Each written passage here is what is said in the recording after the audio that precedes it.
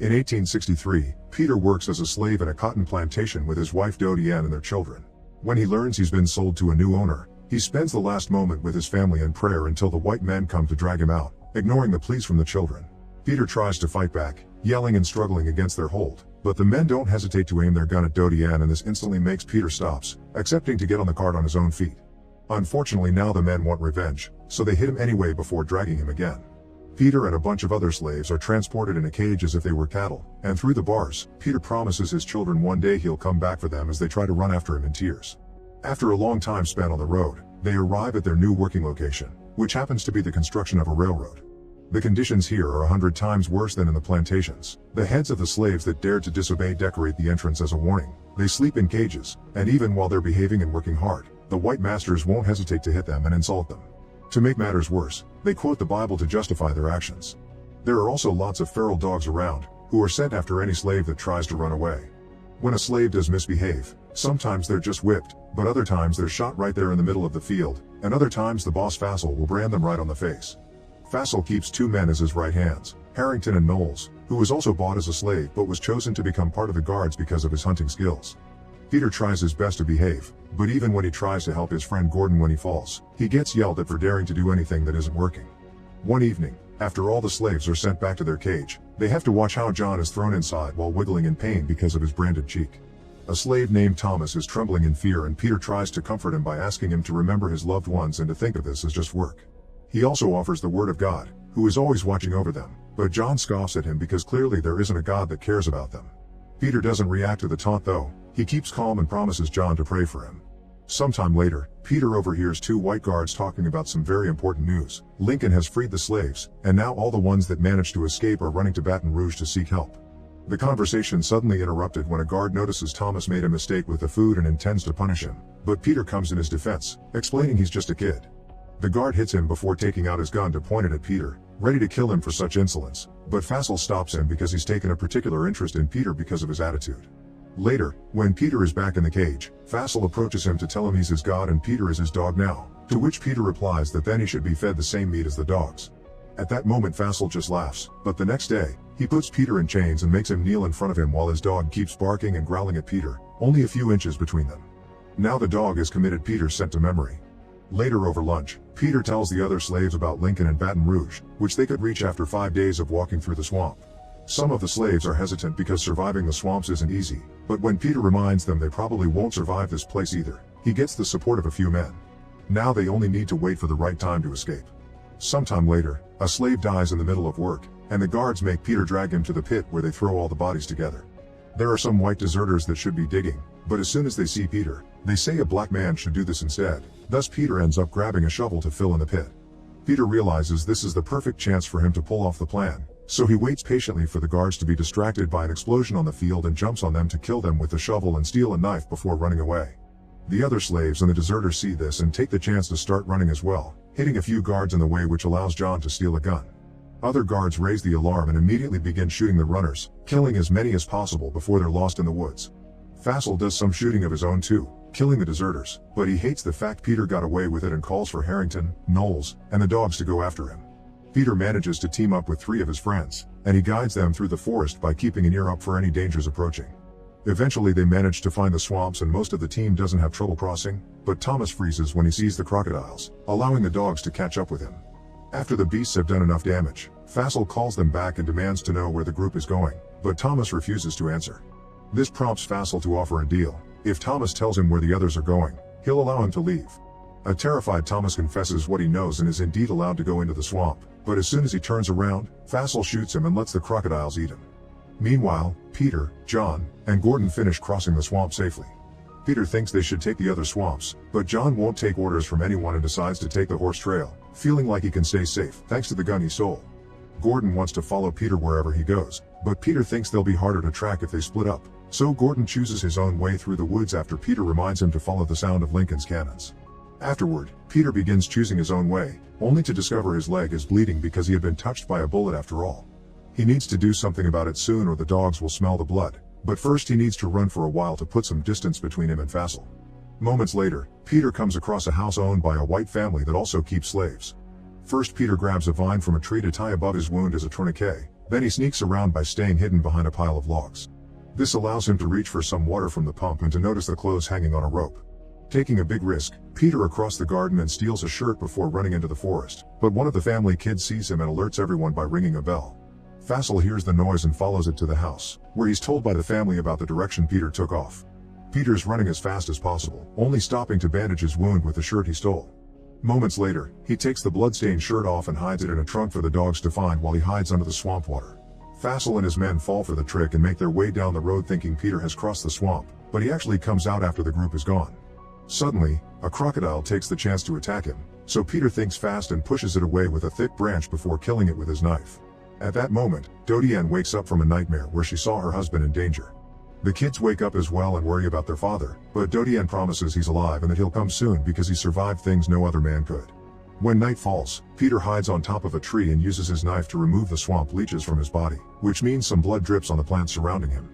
Meanwhile, Fassel and his men find the dead crocodile and open it up to find it empty, which means Peter escaped through here.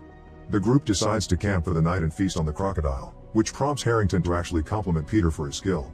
Fassel immediately scolds him for it and tells him about the lesson his father taught him. If you give black people just a tiny thing, they'll ask for more and take things like their jobs and their lands. The next morning, Peter continues to run while making sure to keep his body covered with mud and animal excrement. It means he's constantly surrounded by flies, but it helps cover up his scent. When he has to cross another swamp, he thinks about his family and prays to his Lord to keep the fear of the beasts away, and when the sun suddenly shines on him, he takes it as a sign. While Fassel splits his group to cover more ground, Peter's lucky to find an abandoned treehouse with clean water and some leftover food.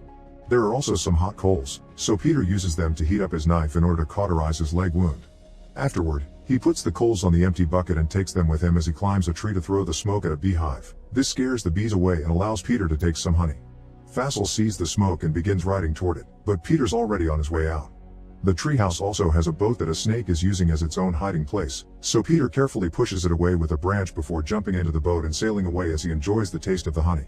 In the meantime, Dodiane is approached by her master, who tells her he sold her and she'll be gone in 2 days.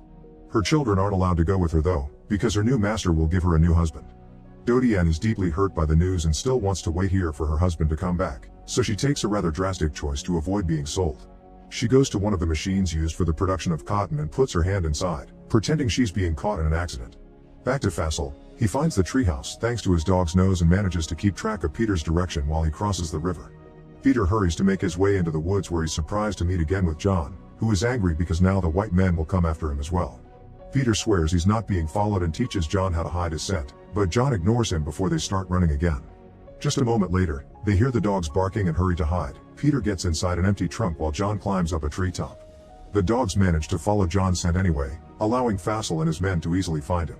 John refuses to come down, so Fassel makes him fall with a shot before demanding information on Peter through violent means, but John still won't talk. Fassel decides to take his head and give it to Harrington and Knowles for them to take it back to camp as a message. Peter closes his eyes to avoid witnessing his friend's death and offers a prayer for John's soul. After waiting a few hours to put some distance between himself and Fassel, Peter comes out of the trunk when it starts to rain only to discover exactly how they killed John, which shakes him to his core. He forces himself to keep going with grief heavy on his mind until suddenly he sees a bunch of horses running by, including one on fire. Peter follows the direction they came from and finds a house on a plantation, but everything is on fire and all the white people are dead. It seems the slaves here also heard the news from Lincoln and took matters into their own hands. With his knife out just in case, Peter enters the house and slowly walks through the rooms until he comes across the dining table, instantly throwing all caution to the wind and jumping on the food and wine to feed his tired body. He doesn't stop until he hears a weird noise coming from upstairs, and he follows it until he finds a dying girl stuck under a harp that she keeps playing as a plea for help. Peter immediately rescues her and takes her outside, where he puts her down on a table before trying to fetch some water. The girl is scared though and makes him stay as she gives him her cross pendant, and Peter takes it understanding what she needs, a prayer promising gods with her. He's so distracted that he doesn't hear Harrington approaching until it's too late, and Peter has to drop his knife and step away from the girl if he doesn't want to get shot. The girl dies as soon as Peter leaves her, and he's so furious that he dares to violently turn around and kill Harrington by using the cross as a stake. At that moment, Knowles also arrives, but Peter thinks fast and grabs Harrington's weapon to shoot him.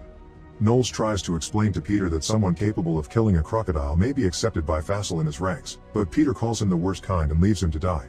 Hearing Fassel approach because of the barking, Peter decides to run into the cotton fields for cover, and when the dog comes too close, he shoots it.